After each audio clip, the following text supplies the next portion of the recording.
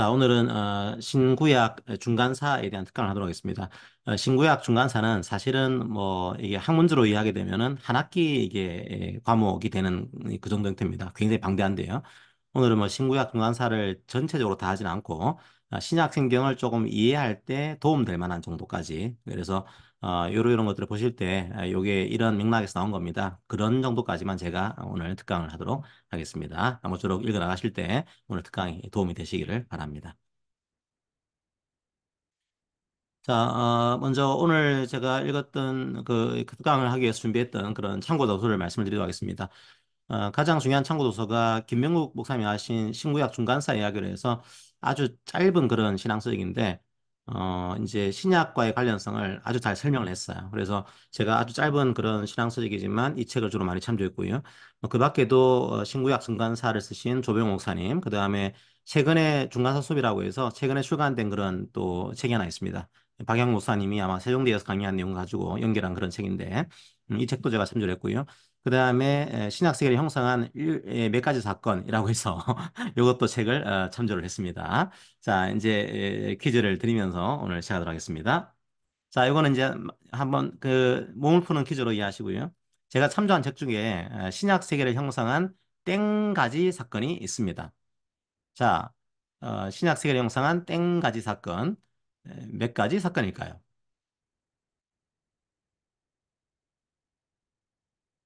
자, 힌트는 책을 잘 보시면은 책을 보더라도 알 수 있어요. 신약 세계를 형성한 땡가지 사건인데 책에 뭔가 있습니다, 이게. 몇 가지인지를 영어 같은 걸 잘 보시면은 알 수가 있어요. 자, 자, 예, 야, 오늘도 어김없이 순발력과 센스를 발휘하시는 자, 우리 김 선생님이 조금 빨랐습니다. 예. 그래서 뭐 1점, 10점으로 알아서 해주세요. 그러면 이제 1점짜리 배점이었습니다. 오늘 퀴즈는 이제 뭐 1점, 2점, 3점까지 있으니까 꼭 감안하셔가지고 채점을 해주시기 바랍니다. 그래서 오늘 뭐 이런 참고 도서를 참고해서 강의를 할 테니까요. 그것들을 이해하시고 보시면 되겠습니다. 7가지 사건이었습니다. 자, 첫 번째의 주제를 말씀드리면요. 역시 바로 퀴즈를 들어가겠습니다. 첫 번째 주제가 무엇인지 퀴즈를 맞춰보세요. 자, 미미가 등장했습니다. 자, 미미가 그 유명한 짤을 만들었죠. 당으로 끝나는 세 가지 당. 그래서 민주당, 새누리당, 공산당이라고 해서 아주 유명한 당으로 끝나는 세 가지 말을 완성을 했어요. 근데 나야 PD가 신약 성경에서 이 당을 하나 더 볼 수 있다. 이 당도 맞추면은 뭔가를 주겠다. 신약성에서 볼 수 있는 당 하나가 더 있다. 뭘까요? 질문을 드렸습니다. 과연 뭐겠습니까? 신약 성경에 나오는 이 당까지. 자, 한번 생각해 보세요. 자, 안 나오면은 지금 2점입니다. 이제 지금 맞추시면 2점이고, 이제 여기서 못 맞추시면은 이제 힌트를 드리면은 1점으로 떨어집니다. 이게. 자, 3분, 3초 드리겠습니다. 3, 2, 1. 네, 좋아요. 아유, 공산당 예 나왔습니다. 공산당 밑에. 지금 자, 자, 신약성에서 볼 수 있는 당, 제가 그럼 힌트 드립니다. 힌트. 자, 무엇일까요? 이거면 다 나왔는데, 이제. 신약성에서 가끔 나와. 예, 문혜림 자매님. 회당입니다. 회당. 자, 회당. 그래서 역시 1점 이렇게 부여를 해주시고요. 회당. 자, 오늘은 회당에 대한 내용을 좀 보겠습니다. 자, 회당. 성경을 보게 되면 잘 이제 보이는 그런 당 중에 하나죠. 먼저 제가 회당을 보기 전에 오늘 강의의 어떤 중요한 그런 그 이유들을 좀 말씀을 드리고, 하겠습니다. 죄송할 필요 없습니다. 공산당 아주 좋았어요. 예, 괜찮습니다. 자, 우리 말라기서가 구약의 마지막 책이죠. 근데 말라기에서 이제 신약의 첫 번째 책이 마태복음입니다. 근데 실제로는 종이 한 장 차이인데요. 이 말라기부터 마태복음까지 이제 페르시아 제국부터 로마 제국까지입니다. 이게 400년의 역사가 있습니다. 그러니까 성경이 400년의 역사를 뛰어넘어 가지고 신약 성경이 기록이 된 거거든요. 그러면 이 마태복음의 그 기록은 이 400년의 역사를 알고 볼 경우에 더욱더 내용이 풍성해져요. 자, 이 안에 여러 가지 사건들이 많았거든요. 뭐 그리스 제국, 그 유명한 알렉산더 제왕이 등장하는 그런 제국이 나왔고, 그 다음에 유대인이 약간 독립을 한 적이 있었습니다. 아주 짧은 시간이지만 마카비 혁명이라고 해서 마카비 혁명도 중요한 혁명 중에 하나고요. 자, 유대인 독립 왕조가 하나 있었어요. 하스몬 왕조라고 해서. 그 다음에 이제 로마가 이 복속을 하면서 헤로드 왕조가 세워졌습니다.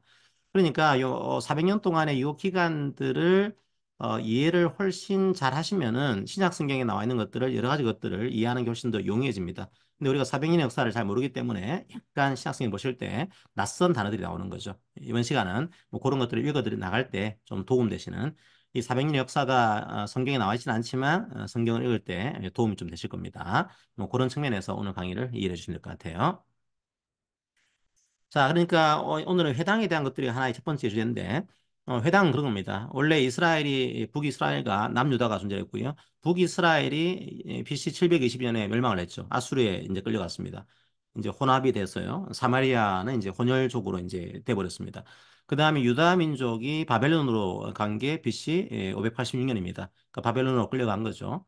그러다 보니까 무슨 말인가 하면 성전이 무너진 거죠. 그러니까 유대인들의 기본적인 생활 구조는 성전과 율법이었는데 성전이 사라진 겁니다. 그럼 어떻게 할 거냐 그죠? 성전에서 모일 수가 없으니까 만든 게 있습니다. 그게 회당이에요. 우리가 디아스포라로 해서 흩어져 있는 유대인들이 모인 공동체 이게 디아스포라입니다. 그럼 디아스포라가 모이게 되면은 모이는 구심점이 필요하겠죠. 그 구심점이 바로 회당으로 올 수가 있습니다. 이 회당이 이제 이 유대인들의 이 성전이 없는 시대에 중요한 활동 근거지로서 작동이 되게 됩니다. 성경에서도 회당이 그래서 자주 나옵니다, 이게. 회당이 그 시기에 많이 세워졌거든요. 예수님도 이제 회당에 들어가셔서 가르치셨다. 이런 이제 이 구절이 나오고 사도 바울도 보게 되면은 한번 읽어보겠습니다. 그들은 더가에서 더 나아가 비시디아 안디옥에 이르러 안식일에 회당에 들어가 앉으니라. 율법과 선지자의 글을 읽은 후에 회당장들이 사람을 보내어 물어 이르되 형제들아 만일 백성을 권할 말이 있거든 말하라 하니 바울이 일어나 손짓하며 말하되 이스라엘 사람들과 및 하나님을 경외하는 사람들아 들으라. 자, 이 맥락이 뭔가 하면은 그 사도 바울이 회당에 들어가서 이제 설교를 하려고 하는 겁니다. 그럼 여러분들이 이제 회당에 대한 기본 구조를 이해하시면은 이 성경 말씀을 훨씬 더 풍성하게 이해할 수가 있는 거죠. 자, 회당의 예배를 보시게 되면요. 유대인들의 예배인 거죠. 회당장이 이 예배를 주관합니다. 그래서 회당장은 예배 진행자입니다. 오늘로 따지면은 교회로 굳이 이제 연결시키면은 담임 목사와 이제 안수 집사, 이런 관리 집사 역할을 겸임하는 이런 회당장이 있었고요. 자, 그 다음에 가장 중요한 것 중에 하나가 성경을 이제 회당에서 낭독을 합니다. 근데 이게 낭독을 순서대로 하지 않았어요.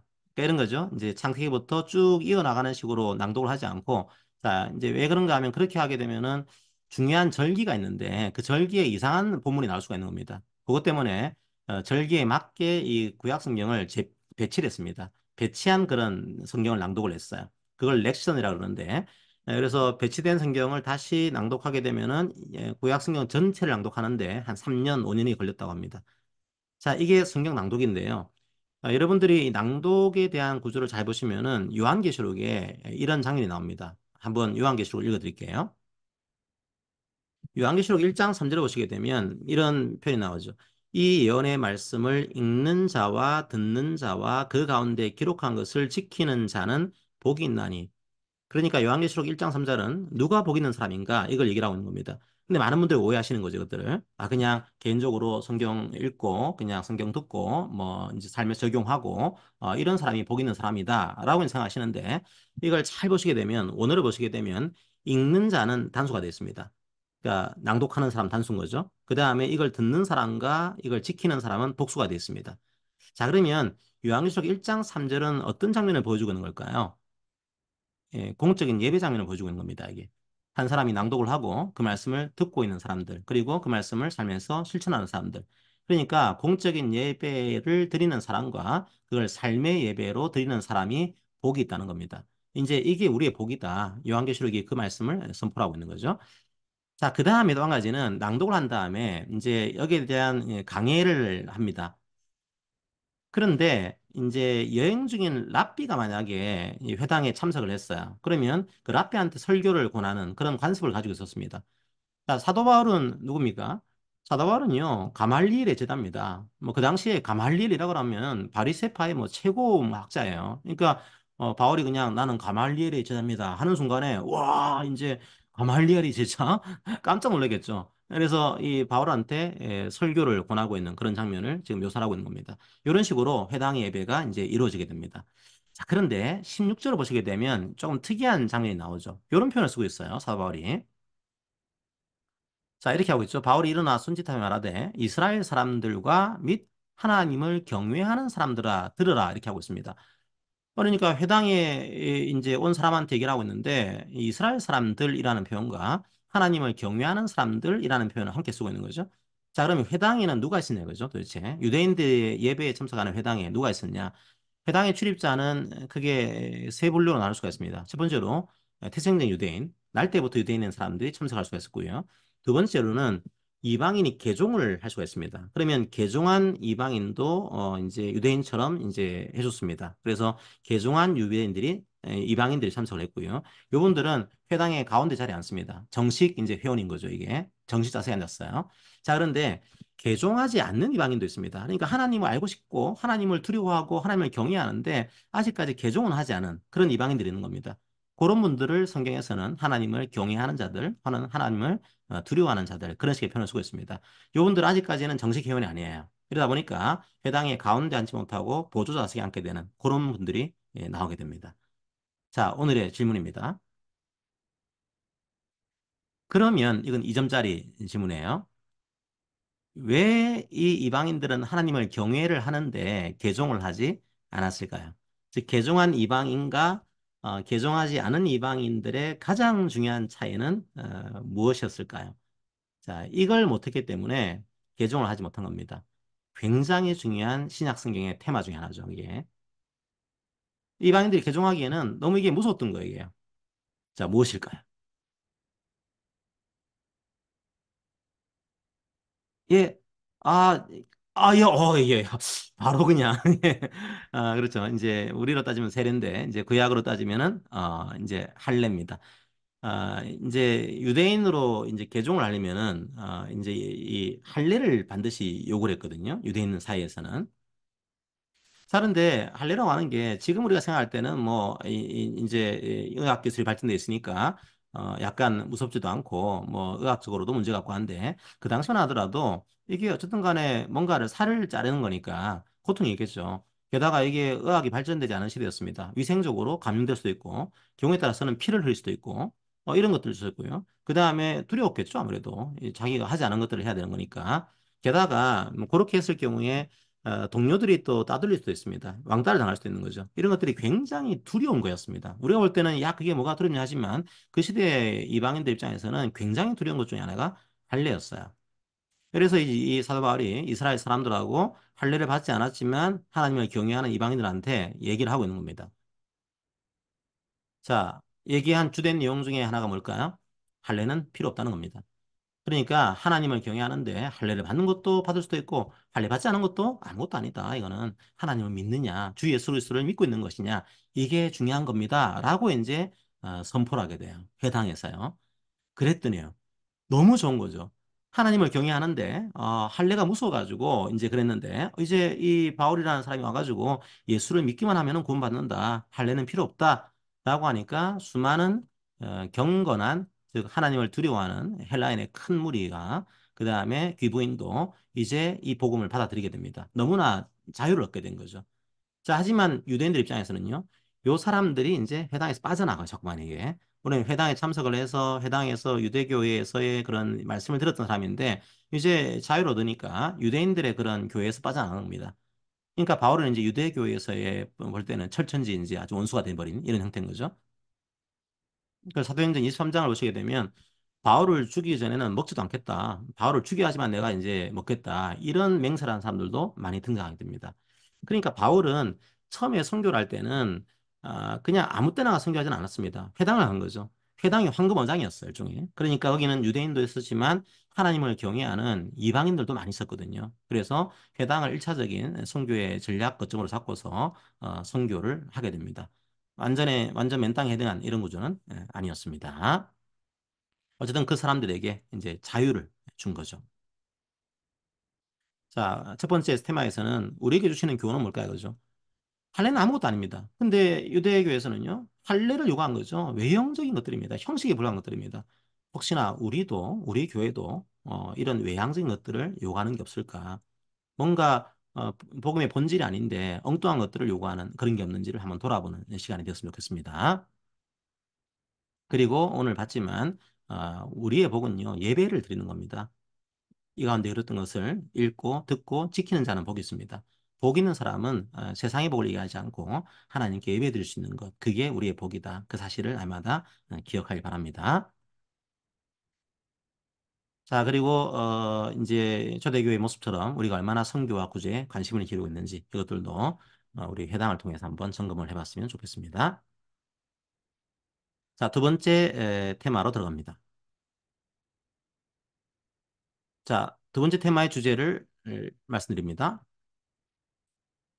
자, 2점입니다. 이규주 작가가 쓴 땡땡의 온도라고 하는 책이 있습니다. 엄청 많이 팔렸죠. 2017년도에 가장 많이 팔린 책입니다. 자, 땡땡의 온도는 과연 무엇일까요? 일단 2점입니다. 2점. 그리고 여기 잘 보시면은 약간 힌트가 들어가 있어요. 요 글 속에. 자, 없으면은 이제 3초 드립니다. 3, 2, 1. 예, 그러면 힌트 드립니다. 힌트 드리면 1점으로 바뀝니다. 자, 무엇일까? 아, 예, 예, 예, 박진성 형님, 예, 좋습니다. 언어의 온도, 맞습니다. 딩동. 아쉽게도 1점으로, 이제, 약간 속도가 늦었어요. 예, 예, 언어의 온도라고 하는 아주 유명한 책을 썼죠. 뭐, 참 제목이 좋았습니다. 제가 볼 때는 책은 제목이 좋아야 되는데, 언어의 온도라는 제목이 참 따뜻한 그런 제목이었죠. 언어의 온도. 언어도 온도가 있다는 겁니다. 사람을 따뜻하게 해주는 그런 언어. 자, 그러면 이제 첫 번째, 두 번째 테마는 이제 언어를 보도록 할게요. 이제 이 부분은 약간 어려울 수 있는데 제가 짧게 보고 넘어가겠습니다. 이제 BC 330년에 페르시아 제국이 멸망을 하고요. 알렉산더가 이제 페르시아 제국을 멸망을 시켜요. 실제로 그런데 요 역사적인 장면이 다니엘서에 좀 기록이 되어 있습니다. 예언이 되어 있는 거죠. 자, 다니엘서를 보시게 되면 자, 내가 본즉 그것이 그 순념소가 있습니다. 순념소가 있고 순양에게로 다가가서 그러니까 순념소는 헬라 제국을 얘기합니다. 그러니까 알렉산더 제왕의 대왕의 헬라 제국을 얘기하는 거죠. 근데 순양을 무너뜨립니다. 순양을 이제 페르시아 제국이라고 볼 수 있습니다. 그래서 이제 헬라 제국이 페르시아 제국을 멸망시키는 그 장면이 다니엘서에 묘사가 되어 있죠. 그리고 알렉산더 대왕이 바로 이제 얼마 안 돼 죽습니다. 그냥 세계를 많이 정복한 다음에 이제 죽어버리죠.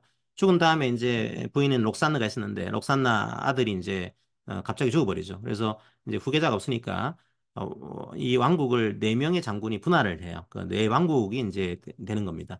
그것도 이제 그 보시게 되면 신약성경 다니엘서에 나와 있어요.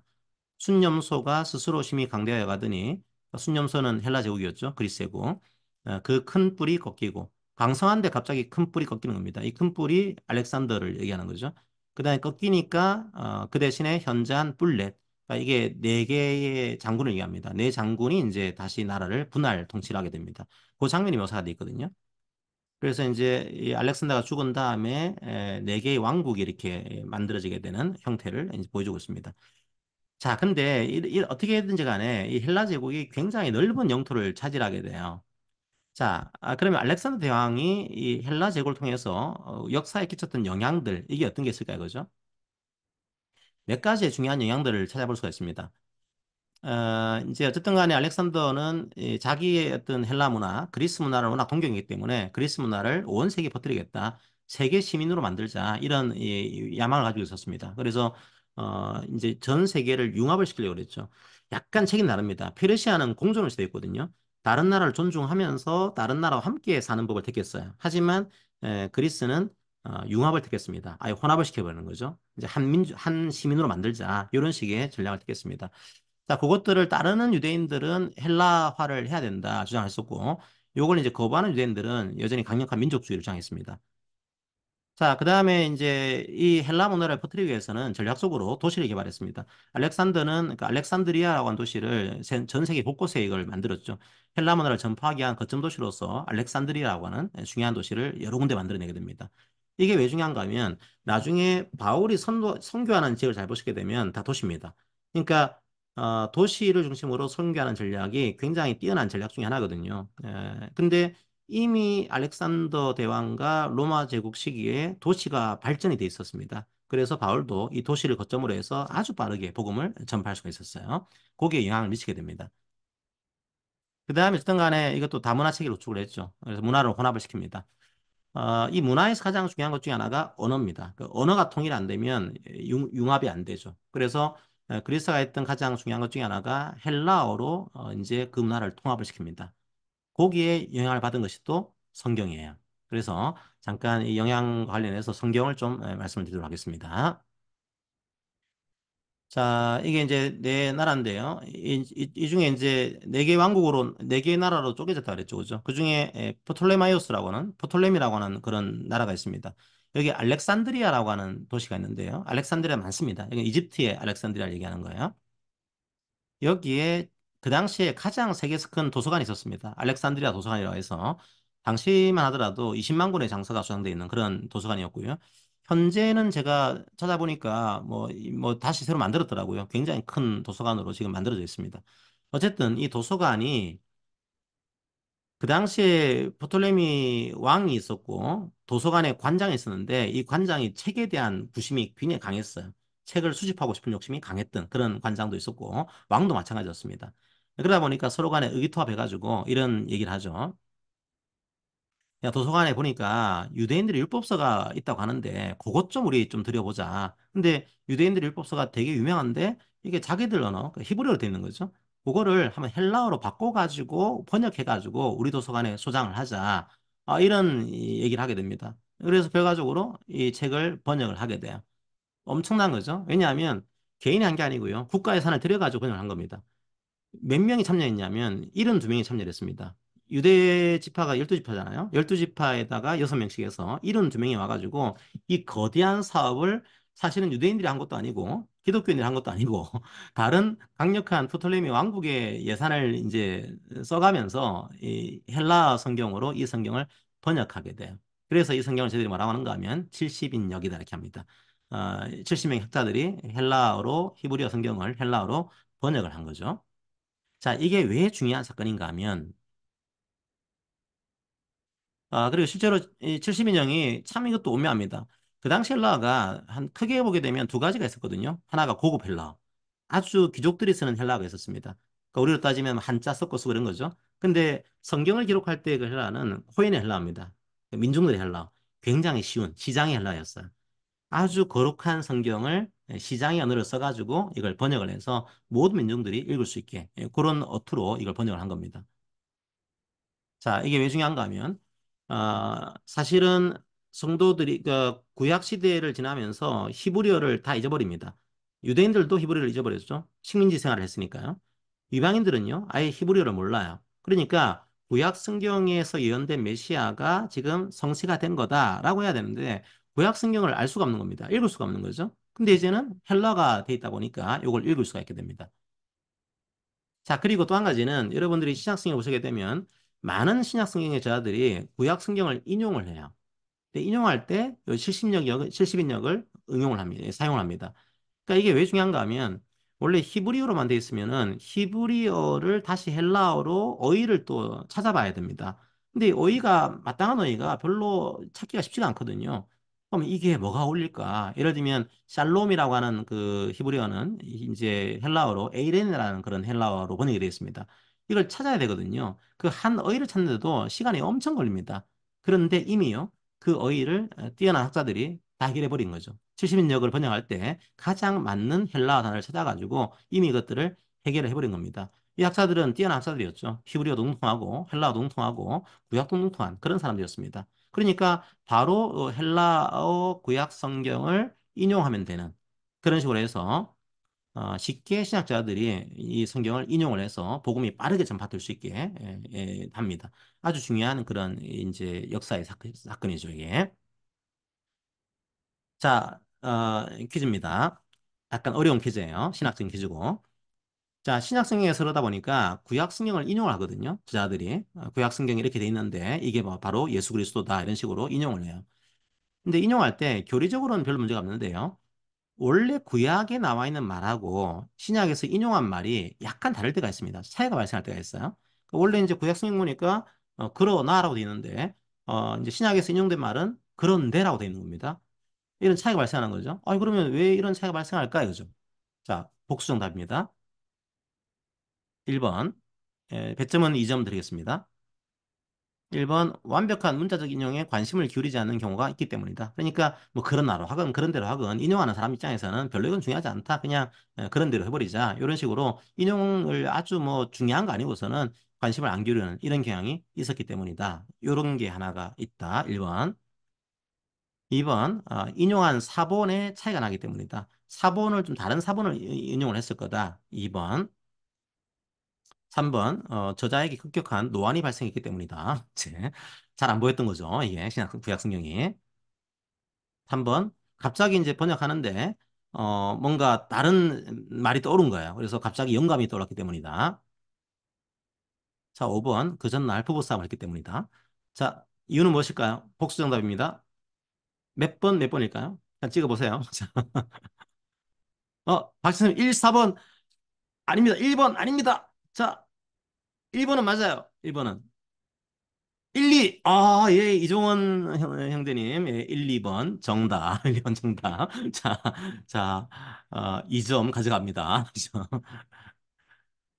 자, 첫 번째는 뭐 완벽한 문자적 인용에 관심을 기울이지 않는 뭐 이건 아마 여러분들도 뭔가를 할 때 그렇게 하실 거예요. 그죠? 뭐 여기에서는 그렇게 했지만 뭐 이걸 옮길 때 뭐 그런 학은 그런 대건 이게 뭐가 중요하냐 이런 것도 생각할 수 있겠죠. 그죠? 그런 게 있었고요. 두 번째로는 인용한 사본에 나중에 미묘한 차이가 벌어집니다. 조금 설명을 드릴게요. 어떤 거중가 하면 제가 이제 그 성경은 그 원본이 없다라고 했죠. 다 사본입니다. 다 그 당시는 이제 그 종이라든지 이런 인터넷 같은 게 없다 보니까 다 파피루스의 종이에 적었었습니다. 다 이제 썩어버리니까 이제 썩어버릴 때가 되면 다시 옮겨줬고 그렇게 해서 현재는 사본만 많이 남아있죠. 근데 구약 성경의 사본이 크게 세 가지가 있어요. 하나가 알렉산드리아에서 번역한 그런 그 만든 사본이 있고요. 사마리아 사본이 있고 바벨론 사본이 있습니다. 아까 70인용으로 번역할 때는 이 알렉산드리아 사본을 주로 기초로 해서 이걸 번역을 했습니다. 자, 그런데 사마리아 사본은 뭐 모세오경만 들어가 있어요. 구약 성경 중에서. 사마리아 사람들은 모세오경을 빼고는 별로 성경으로서 좋아하지 않았습니다. 왜 좋아하지 않았을까요? 사마리아 사본은 모세경을 빼면요, 다 다윗 왕조로 이어지는 그런 성경들입니다. 그러니까 본인들은 다윗 왕조의 그런 지파가 아니란 말이에요. 근데 다윗 왕조에 대한 것들로 이어지고 다윗 왕조가 메시아로 이어지다 보니까 우리는 그런 거 필요 없다. 모세경만 보겠다라고 해서 모세경만 사본으로 남아 있습니다. 그런데 문제는 뭔가 하면은 이 알렉산드리아 사본이 이제 헬라어로 번역이 되고 나중에 이게 유대인들이 이 사본을 싫어하게 돼요. 왜 그럴까요? 요 알렉산드리아 사본을 기초로 만들어진 70인역이 나중에 예수는 메시아입니다. 이걸 증명하는 그런 성경으로 활용이 됩니다. 그러니까 이 사본이 싫은 거예요. 이제 신약성경의 사도들이 이 사본을 기초로 만들어진 70인역, 요걸 가지고서 예수는 그리스도입니다. 이제 증명을 하는 거죠. 그러니까 이 사본이 이제 싫은 겁니다. 싫다 보니까 우리는 다르게 사본을 만들어야겠다라고 해서 그 당시 쓰던 사본 중에 하나가 이게 바벨론 사본이 있었습니다. 이 바벨론 사본을 다시 정리해가지고 다시 히브리어로 아주 제대로 잘 된 사본을 만들어요. 그 히브리어 사본을 저희들이 마소라 사본이라고 합니다. 그러니까 마소라 사본이라고 하는 아주 좋은 구약 성경의 사본을 본인들이 만들어냅니다. 좋은 사본이에요. 그리고 현재는 모든 그 세계의 개신교 국가들의 구약 성경은 마소라 사본을 기본으로 해서 지금 번역이 되어 있습니다. 근데 이제 신학성경의 저자들은요, 지금 알렉산드리아 사본을 기초로 해서 이걸 번역을 했고, 거기에서 인용을 한 겁니다. 그러다 보니까, 알렉산드리아 사본에서 인용한 그 말하고, 지금 구약 성경으로 나와 있는 이 마소라 사본의 말이 약간 다를 수가 있는 겁니다. 번역상에. 교리상으로는 그렇게 문제가 없어요. 약간의 차이가 발생하는 거죠. 그런 식으로 해서, 조금의 인용의 차이가 발생할 수 있다. 그것들을 이해하시고 보시면 되겠습니다. 자, 우리에게 주시는 교훈은 1차적으로 기록된 하나님 말씀으로 하나님은 진리를 선포합니다. 말씀이 얼마나 중요했으면 이런 식의 이제 헬라 제국이라고 하는 거대 제국을 활용하셔가지고 이제 성경을 번역하게 하시죠. 너무나 중요하기 때문에 72명을 모아가지고 예산 들여가지고 번역한다. 사실은 지금도 불가능합니다. 이거는 그 당시에 이렇게 번역을 하게 하신 거예요. 자, 또 한 가지 나중에 저희들이 한국 교회사 볼 때 다룰 예정인데 우리말로도 이 성경은 번역되어 있습니다. 이 성경 번역 역사는요, 항상 보시게 되면 오묘합니다. 우리말 성경의 번역 역사도 엄청나게 오묘한 역사를 가지고 있습니다. 이게 하나님께서 성경을 얼마나 사랑하시는지 이 성경을 통해서 복음을 전파하는 그 신비가 담겨 있는 거죠. 우리는 이 성경을 존중하고 아끼고 또 묵상을 해야 됩니다. 그것들은 나중에 한번 다시 별도 특강으로 다루도록 하겠습니다. 자, 세 번째 테마입니다. 요거는 약간 그 성경 퀴즈입니다. 성경 퀴즈. 가로에 들어갈 말은 무엇일까요? 그때 바리새인과 서기관들이 예루살렘으로부터 예수께 나와 이르되 당신의 자들이 어찌하여 장로들의 땡땡을 범하나이까? 떡 먹을 때 손을 씻지 아니하나이다. 대답하여 이르시되 너희는 어찌하여 너희의 땡땡으로 하나님의 계명을 범하느냐? 자, 뭘까요? 예, 예, 자매님 좋습니다. 전통. 이 율법도 맞긴 한데요. 예, 여기서 나와 있는 성경은 전통으로 하시면 되겠습니다. 자, 그래서 전통을 좀 이제 이번 시간에 설명드릴게요. 예수님께서 꽤 많이 이제 이 바리새인들을 비난하실 때 이제 이런 표현을 쓸 때가 있거든요. 예, 율법과 연관됐습니다. 그래서 말씀을 드릴게요. 장로의 전통이라는 이제 말을 씁니다. 잠깐 이제 오늘 제가 원래 유대교 네개 분파를 설명을 드리려고 했는데 상세하게 이거 설명드리면 거의 뭐 쓰러집니다. 이게. 그래서 이번 시간 짧은 시간에 다 할 수는 없어서 제가 짧게만 말씀드리겠습니다. 이제 어떤 사람들이 있었냐면, 그 하시딤이라는 사람들이 있었어요. 요분들은, 이제 유대인들이 식민지 상태인 거죠. 페르시아, 뭐, 헬라 제국, 뭐, 그 다음에 뭐 로마 제국까지 이어지면서, 근데 이제 그 복귀 바벨론에서 돌아오고 난 다음에 성전을 만들어요. 제2성전을 만듭니다. 솔로몬 성전 그 말고 파괴된 그 성전 위에다가 다시 스룹바벨 성전, 제2성전을 만들고 느헤미야가 성벽을 만들고 이걸 완성을 하게 돼요. 그럼 유대인들이 생각할 때는요. 야, 성전을 완성했으니까 하나님께서 복 주시겠지 생각하신 거죠. 이제 우리나라를 독립을 시키실 거고 우리나라가 부강한 나라로 삼으실 거다라고 생각했는데 성전을 다 지었는데 아무런 변화가 없는 겁니다. 여전히 식민지 상태로 있고 여전히 뭐 삶은 팍팍해요. 그러다 보니까 신앙으로 나태해지는 거죠. 근데 하시딤이라고 하는 이 경건한 그룹은 그래도 우리가 율법을 지키고 살아야 된다. 이렇게 노력하는 그런 그룹들이 있었습니다. 이게 하시딤 그룹이었어요. 이 하시딤 사람 중에 나온 계파가 바로 바리새파입니다. 바리새파의 기원은 사실은 하시딤이에요. 하시딤 사람들처럼 우리도 율법을 철저하게 지키자라고 해서 철저하게 지킨 계파가 바로 바리새파입니다. 그 당시 계파가 한 네 개 계파가 있었거든요. 바리새 유대교 계파가 너무 방대하기 때문에 짧게 말씀드리면요. 첫 번째로 바리새파가 사두개파가 있습니다. 사두개파는 그냥 제사장 그룹으로 하시면 돼요. 종교 귀족입니다. 그러니까 왕과 결탁해서 이제 아주 성전에서 돈을 거두면서 부유하게 살아가는 종교 귀족, 세습된 종교 귀족으로 이해하시면 돼요. 너무 잘 사는 그런 종교 지도자들로 이해를 하시면 되는 구조입니다. 자, 이 사람들은 이제 원래는 하스몬이라고 하는 유대교 왕조가 있었는데요. 이 왕조에서 왕과 제사장을 겸하려고 그래요. 한 왕이. 원래는 그러면 안 됩니다. 원래 왕은 이제 그 다윗 지파에서 나와야 되고, 그죠? 그 다음에 제사장은 레위 지파 사독 계열의 제사장이 돼야 되는데, 근데 같이 하려고 하는데 이걸 뭐 반대 안 해요. 찬성합니다. 그러면서 왕과 결탁을 해서 제사장 직위를 이제 세습직위로 계속 누리게 됩니다. 그러다 보니까 이분들은 이 사두개파들은 어떻게 하는가 하면 성경 중에서 모세 오경만 인정합니다. 모세 오경만. 왜 그런가 하면요. 잘 생각해 보시면요.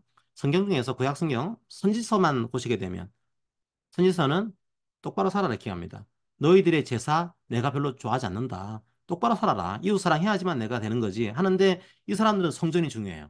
그러니까 오히려 모세오경에서는 약간 모세오경은 그 좀 그 인간보적인 그런 게 있거든요. 부자인 사람은 착하게 잘 살면 부자가 된다. 율법을 잘 지키면 부자가 된다. 근데 이분들 부자예요. 그럼 자기들이 생각할 때는 우리가 잘 살았기 때문에 부자가 된 거구나. 이렇게 생각하는 거죠. 모세오경을 좋아하는 겁니다. 우리가 모세오경을 보니까 우리가 율법을 잘 지켰기 때문에 잘 살고 있는 거야. 라고 했는데 다른 성경을 보니까 그렇게 살지 말라고 얘기하는 거예요. 뭐 성전이 별로 중요한 게 아니다. 똑바로 살아라. 얘기하다 보니까 다른 성경은 별로 좋아하지 않았습니다. 모세오경만 인정을 했죠. 그러다 보니까 다른 성경에 나와 있는 부활, 천사, 마귀 이런 것들은 인정하지 않았어요. 자, 근데 바리새파는 좀 다릅니다. 종교 교육이 아니고요. 그냥 일반 평신도 정도로 이해하시면 됩니다. 근데 율법을 아주 잘 연구하는 그런 그룹으로 이해하시면 돼요. 자, 민족적인 경향이 있었고요. 그냥 그리스 제국이라든지 로마 제국의 이제 편을 들지 않고 민족적인 흐름을 가지고 있었습니다. 그리고 우리가 왜 이렇게 핍박하고 있는 거냐? 우리가 죄를 지었기 때문에 한 거니까 죄를 회개해야 된다. 이런 흐름들을 가지고 있었습니다. 자, 그리고 나중에 나오는 구준율법을 인정하게 돼요. 말로 전해오는 율법을 인정하게 됩니다. 나중에 보여드리겠습니다. 그 다음에 SNF파가 있습니다. 성경에는 나오지 않습니다. 아마 세례요한도 SNF파가 아닐까라고 생각하는 분들도 있어요. 왜냐하면 이제 종교 귀족들이 타락을 하니까 아니 삐리리한 세상 그러면서 아예 광야로 가버리자. 광야로 가서 은둔 생활하게 됩니다. 이제 이분들이. 그래서 광야에서 본인들끼리 공동체를 만들어서 생활하는 이런 그룹들이 만들어집니다. 이분들은 뭐 종말을 기다리는 분들인 거죠. 종말론적인 경향들이 많았었고요. 그 다음에 퀴즈입니다. 가장 늦게 만들어진 당 중에 이 당이 있습니다. 이 당은 우리로 따지면은 약간 무장 독립운동을 하는 그런 당이었어요. 자, 생각이 좀 특이합니다. 이렇게 생각한 거죠. 메시아가 와야 되는데 메시아가 안 온다. 그 메시아가 빨리 와야 될 건데 어떻게 할 거냐? 우리가 로마에 대항을 해가지고 로마하고 싸워야 된다. 싸우는데 로마가 우리를 핍박하는 모습을 하나님께서 보시게 되면 메시아를 좀 더 빨리 보내줄 거다. 그죠? 우리가 피를 흘리는 모습을 보게 되면 우리를 선택한 하나님께서 메시아를 빨리 보내줄 거야. 라고 하면서 상당히 극단적인 이제 무장 독립투쟁을 하게 됩니다. 자, 요런 당이 등장하고 상당히 나중에 이스라엘 패망에 중요한 역할을 수행하게 되죠. 자, 이 당은 무엇일까요? 뭔가 막 해요. 힘을 내서. 예, 막 약간 비슷하긴 한데요. 이제 다른 당이 또 있습니다. 예, 예, 예. 이게, 재밌게 나가는데요. 좋습니다. 자, 괜찮아요. 좋아요. 뭔가 우리가 힘을 내서 이제 싸우자 해가지고 뭔가 땡땡을 내요. 예, 예, 맞습니다. 예, 박진월 형제님. 열심당이라고 하는 당이 있습니다. 열심당. 열심당이 이제 상당히 중요한 또 신약시대의 그런 계파가 됩니다. 자, 그래서 이 중에서 제가 바리새파가 얘기했던 것 중에 하나가 구준율법이라고 하는 이 율법이 나옵니다. 이걸 제가 소개해드리겠습니다. 어떤 건지. 점수를 고를 수 있어요. 자, 1번, 2번, 3번 중에 제가 점수는 3점, 2점, 1점짜리로 지금 정해놨습니다. 자, 하나를 고르세요. 1번, 2번, 3번 중에서. 박진철 성우님. 예, 2번. 자, 점수 다시 해야 될 것 같아요. 2번 보겠습니다. 아이고, 다시, 잠깐만요. 잠깐만, 이거 어떻게 해야 되지?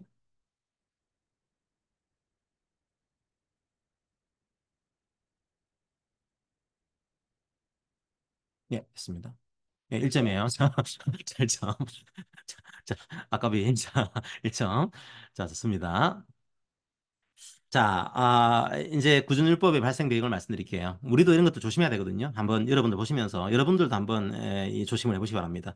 이 바리새인들이 그런 생각이에요. 야, 율법이 정말 중요한데 율법을 지켜야 되는데 이 사람들이 율법을 안 지킨다. 어떻게 하면 율법을 제대로 지켜갈 수 있을까? 이런 생각을 한 거죠. 자, 율법이 이렇게 됐습니다. 예를 들면 안식일은 금요일 저녁 해가 지게 되면 시작이 돼요. 그때부터 일을 하면 안 되는 거죠.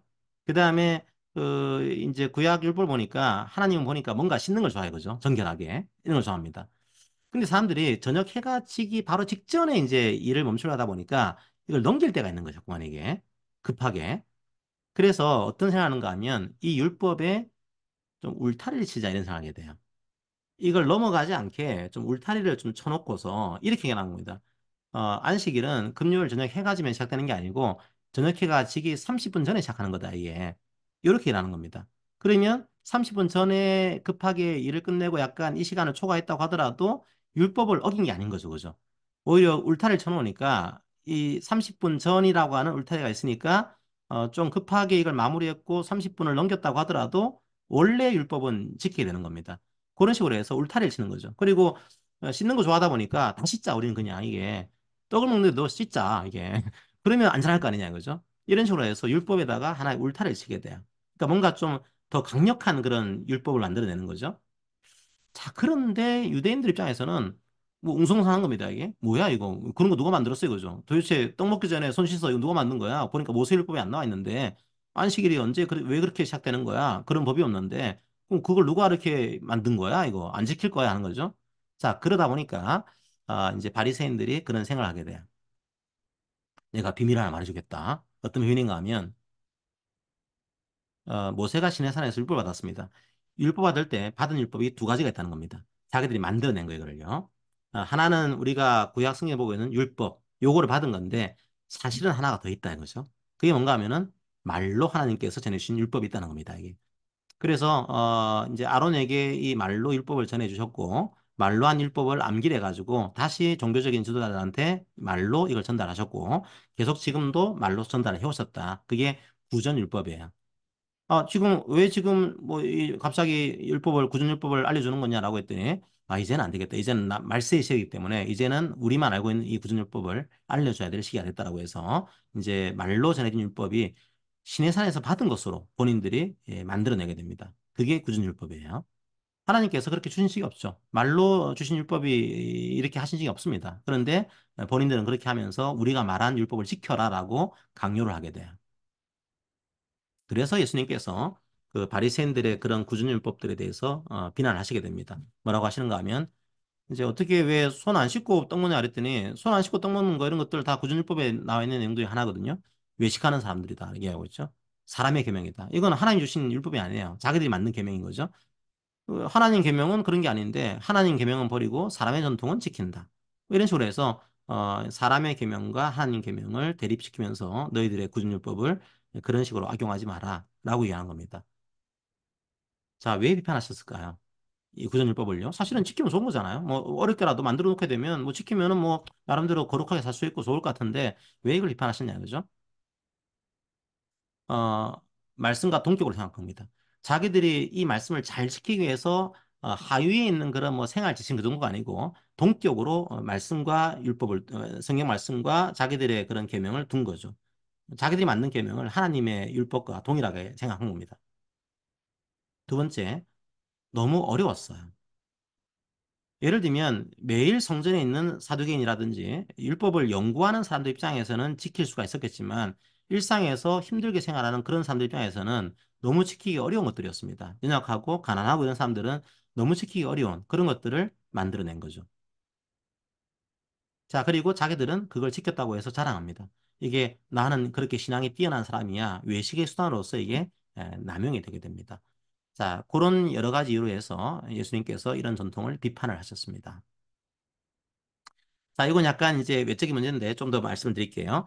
근데 이제 AD 70년에 예루살렘 성전이 파괴됩니다. 중요한 문제인 거죠. 왜 중요한 문제인가 하면 이 예루살렘 성전에서 구준율법을 이렇게 전달했거든요. 이게 하나님이 주셨던 율법이다. 이렇게 전달했는데 성전이 사라진 겁니다. 이제 나라가 망해버린 거죠.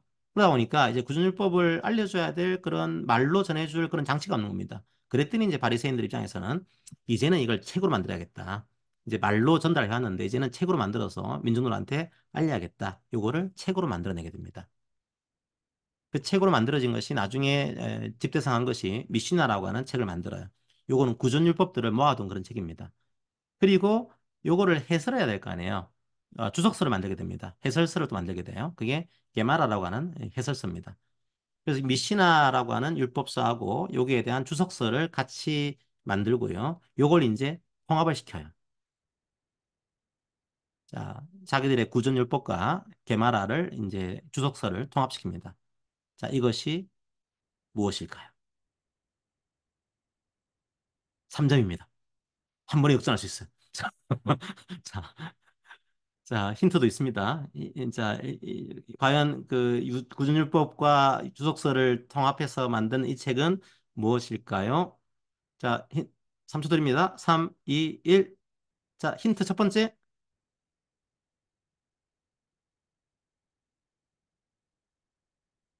예. 헐, 자, 자, 자, 예, 좋습니다. 탈. 자, 2점입니다, 2점. 두 번째 힌트는 무드 등을 제가 따놨어요.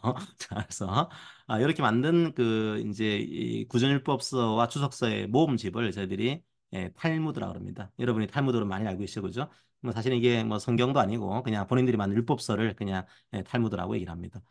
뭐 지금도 이제 탈무드는 꽤 뭐 여러 세계적으로 아주 유명한 그런 책으로 볼 수가 있죠. 자, 어쨌든 이제 나중에 이 유대교가 이제 그 이스라엘이 멸망을 해요. AD 70년에 로마의 티투스 장군 와가지고 이제 예루살렘 성전을 완전히 무너뜨립니다. 뭐 돌리에 돌이 남지 않고 다 무너뜨리죠. 그 딱 하나 있습니다. 이스라엘 가시면 뭐 저도 안 가봤지만은 여기 통곡의 벽이라는 벽이 있습니다. 그러니까 통곡의 벽을 남긴 이유가 뭐냐? 이게 어떤 사람들은 티투스가 이 유대교를 존중해가지고 남겨둔 거다 이렇게 얘기하지만 사실은 이게 맞겠죠. 자기가 이렇게 높은 벽을 무너뜨린 사람이다. 이걸 증명하기 위한 하나 남겨둔 겁니다. 이제 이렇게 높은 예루살렘 성전을 내가 무너뜨렸어라고 한 거죠. 자, 예수님의 그런 예언이 다 실현이 된 겁니다. 다른데 예루살렘 성전이 무너지고 난 다음에 유대교는 중대한 변화가 일어나게 돼요. 자, 이제부터는 사두개인이 사라집니다. 왜냐하면 사두개인은 성전에서 제사장 그룹들이었거든요. 이제 제사를 드릴 수가 없어요. 사두개인이 사라집니다. 열심당 로마가 다 죽여버립니다. 이제 열심당도 사라져요. 그리고 에스네파 이제 광야에서 생활하는 사람들도 다 이제 로마에 진압을 받게 됩니다. 유대교의 네 개 분파 중에 세 개 분파는 다 사라지게 됩니다. 남아있는 딱 한 개 분파가 바리새 분파가 남게 되죠. 왜냐하면 바리새파는 율법만 있으면 돼요. 그죠? 성전이 없다고 하더라도 율법을 가지고서 운영하면 되는 겁니다. 자, 그래서 바리새파에 대한 것들을 좀 말씀드리면요. 나중에 유대교하고 기독교가 결별하게 됩니다. 자, 왜 그런가 하면 첫 번째로 누가복음 21장 보시게 되면 예루살렘이 멸망하는 것에 대한 예언을 하십니다. 예수님께서. 근데 그때 어떻게 하도록 했냐면 도망가라고 했어요. 예수님께서. 예루살렘 성전이 무너질 때 도망가라 이렇게 했단 말이에요. 그러니까 이 그 교인들이 도망을 한 겁니다, 실제로. 자, 기독교인들은 AD 70년에 유대 전쟁에 적극 참여하지 않았습니다. 왜냐하면 예수님이 그렇게 말씀하셨고요. 두 번째로는 이 전쟁을 열심당원이 주도를 했습니다. 기본적으로. 열심당원은 기본적으로는요, 피를 흘려야지만 메시아가 오신다. 메시아를 오게 하기 위한 전쟁을 한 겁니다. 근데 기독교인들 입장에서는 메시아는 왔거든요. 이미 예수님이신 거니까. 그러니까 이 전쟁에 참여할 명분이 없는 겁니다. 예수님도 명령하셨고, 예수님 메시아가 오게 하기 위한 목적으로 한 이 전쟁에 참여할 명분도 없고 그래서 이 전쟁을 뭐 참여하지 않고 지켜본 겁니다. 당연히 피를 흘렸던 유대인들 입장에서는 기독교인들에 대한 감정이 악화됐겠죠, 그죠? 감정이 안 좋은 겁니다.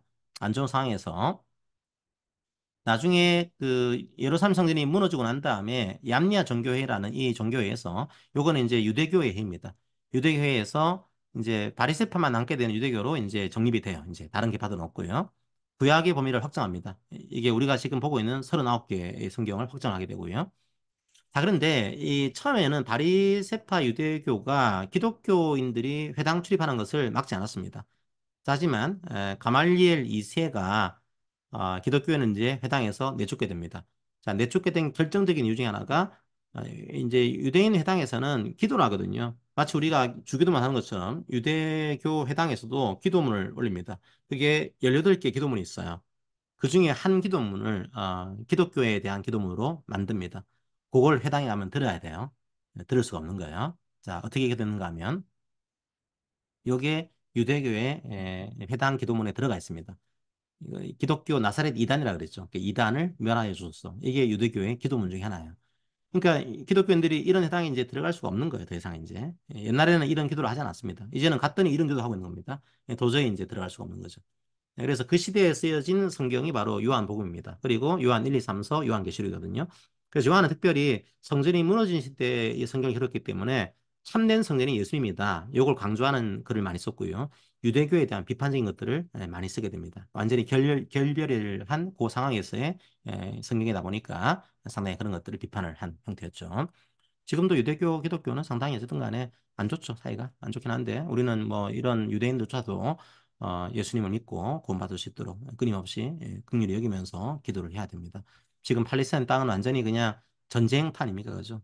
우리는 예수님의 그 평화의 복음이 그 땅에도 들어갈 수 있도록 우리가 긍휼히 여기면서 기도하면서 또 물질로서 또 기도로서 섬길 필요가 있습니다. 그들이 저주할지라도 우리는 섬겨야 되는 거죠. 기도해야 되는 겁니다.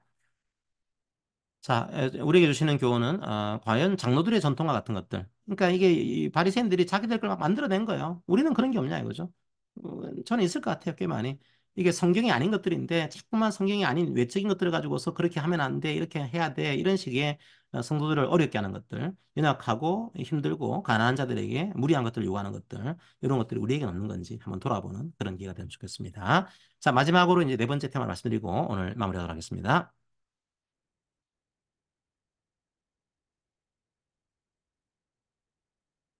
자, 1점입니다. 나는 누구일까요?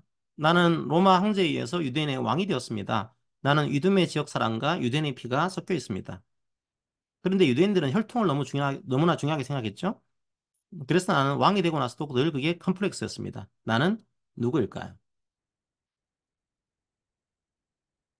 예수님 시대에, 예수님이 태어났던 시대의 왕이었죠. 예, 임경성님, 예, 헤롯. 마지막으로 제가 헤롯에 대한 말씀을 좀 드리고 오늘 마무리를 하도록 하겠습니다. 헤롯 가문입니다. 자, 마태복음 2장을 보시게 되면 헤롯 왕 때에 예수께서 나심에 뭐 이런 표현을 쓰고 있습니다. 근데 사도행전 12장을 보시게 되면 또 헤롯이 영광을 하나님께 돌리지 않기 때문에 또 벌레에게 먹혀 죽으니라 이런 표현을 쓰고 있죠. 뭐야, 그죠? 헤롯이 뭐 이렇게 많아, 이거죠? 헤롯이 예수님 올 때부터 이 사도행전 때까지 살은 거야, 이게? 너무 오래 산 거 아니야? 이게?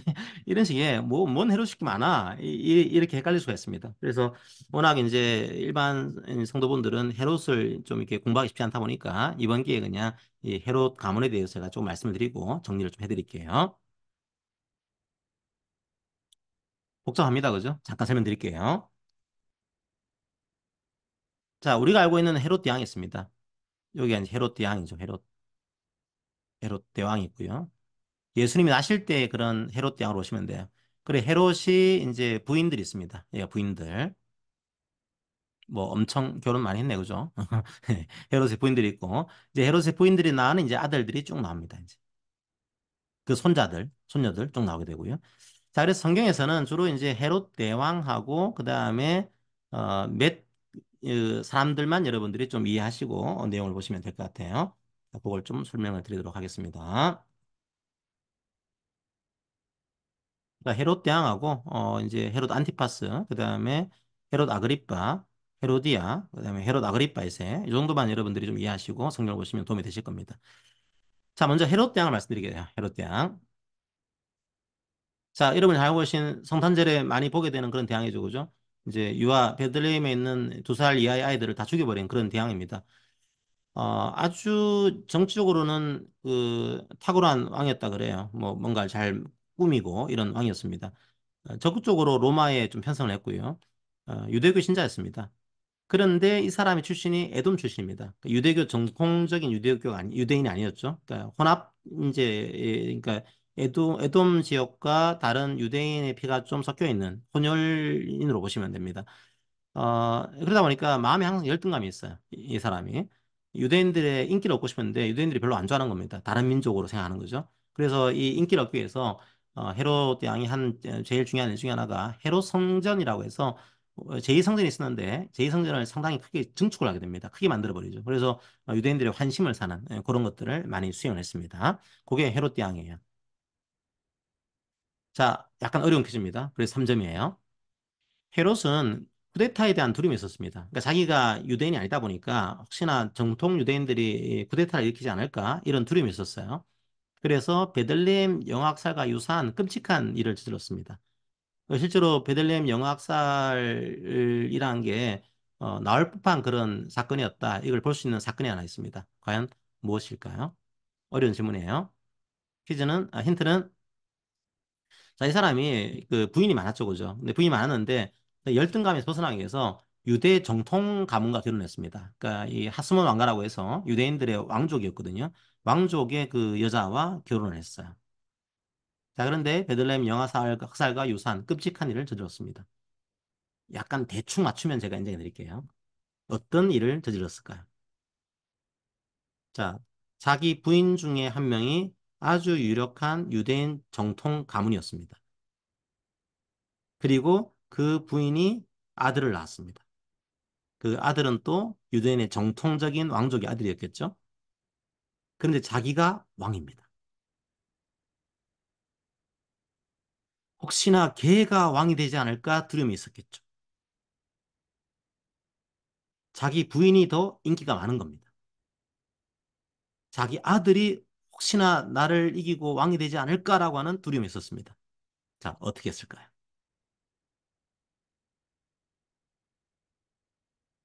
예, 5초만 드립니다. 오, 예, 예, 좋습니다. 문혜림 성도님. 예, 부인하고 아들을 죽여버립니다. 그러니까 이 사람의 잔혹성이 이미 드러나고 있는 거죠, 이게. 그래서 부인이 이제 이 하스몬 왕가의 그 이제 딸이 이제 여자인데 부인이 더 유대인들이 좋아하는 거야. 그리고 아들이 있다 보니까 이 아들이 혹시 나를 물리치고 왕이 되지 않을까? 자기가 죽기 5일 전에 아들까지 죽여버립니다. 그래서 이 미리암네 1세라는 이제 여성하고 그다음에 아리스토블루스라고 하는 이 이제 아들을 죽여버립니다. 이미 뭐 베들레헴 유학살 할 만한 그런 인물이었던 거죠. 이게. 나름대로 엄청나게 열등감에 사로잡혀 있었던 그런 인물로 볼 수가 있습니다. 자, 그다음에 이제 헤롯 왕이 죽게 되니까 이제 아들들이 이 원래 큰 영토였는데 분할해서 통치하게 됩니다. 이 분봉왕이라 그러는데요. 그래서 헤롯 아켈라오라는 사람이 요 지역을 차지하게 되고요. 그다음에 헤롯 안티파스가 갈릴리와 베레아 지역 차지하게 되고, 그다음에 헤롯 빌립이라고 하는 사람이 요 골라니 지역하고 드라고니 지역 요 지역을 왕으로 다스리게 됩니다. 자, 여기서 이제 헤롯 아켈라오 말씀드리면 아켈라오는 여러분들이 이제 예수님이 애굽으로 가셨다가 돌아왔더니 또 이제 아켈라오가 있는 거죠. 잔인한 왕이었습니다. 아주 냉정한 왕이었고.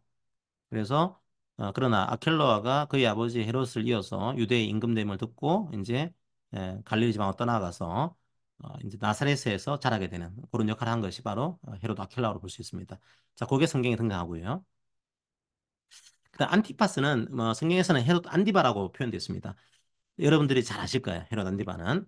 자, 헤롯 안디바의 가교들 잘 보세요. 헤롯 안디바가 결혼한 사람이 헤로디아입니다. 원래는 이 헤롯 그 안디바가 나바티아라고 해서 이 밑에 그 왕국이 있거든요.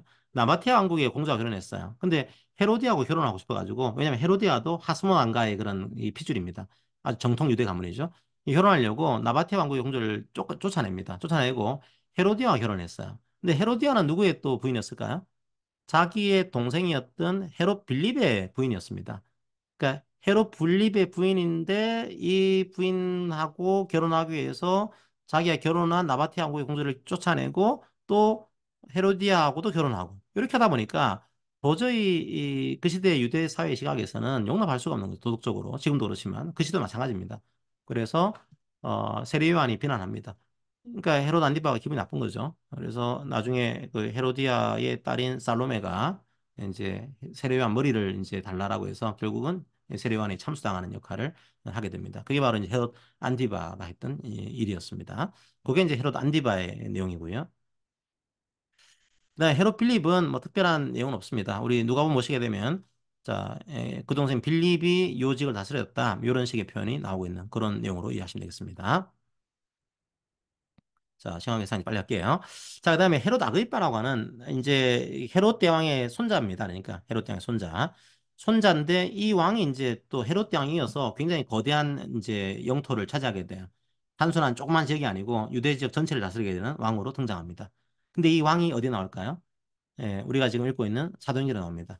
자, 사도행전 12장 보시게 되면 그때 헤롯 왕이 이때 말하는 헤롯 왕이 바로 헤롯 아그리파 1세입니다. 자, 이 왕이 야고보를 죽이고 유대인들이 좋아하니까 베드로도 죽이려고 합니다. 그게 이제 헤롯 아그리파가 했던 일이에요. 자, 이제 근데 헤롯 아그리파가 나중에 죽습니다. 벌레에게 먹혀가지고 죽습니다. 사람들이 막 이제 왕이 신이시여 그러니까 이제 자기가 신인 줄 알고 막 하다가 벌레에게 먹혀 죽으니라 이렇게 성경에 나와 있죠.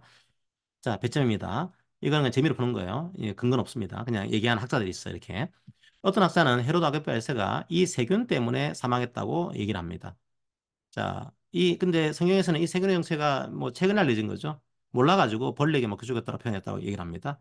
자, 그러면 헤롯 아그리빠가 이 세균 때문에 죽었다고 했던 이 세균은 과연 무엇일까요? 약간 성경과는 별개 힘들지만 그렇게 보통 위에 천공이 생겨가지고 죽었다라고 많이 생각하거든요. 자, 그래서 이 세균 때문에 죽었을 거다. 힌트입니다, 이게. 위장에 뭔가 그 구멍이 나서 천공이 생겨가지고 죽었다. 이렇게 생각하는 겁니다. 오, 예, 맞아요. 예, 힌트를 안 드렸는데도 맞췄습니다. 힌트.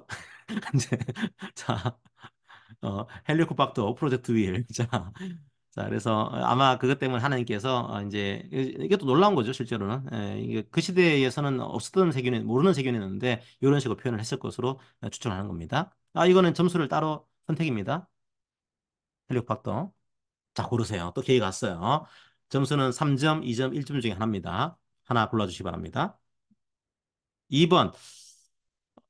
제가 별로 부지런하지 않아가지고 많이 수정하지는 않았거든요.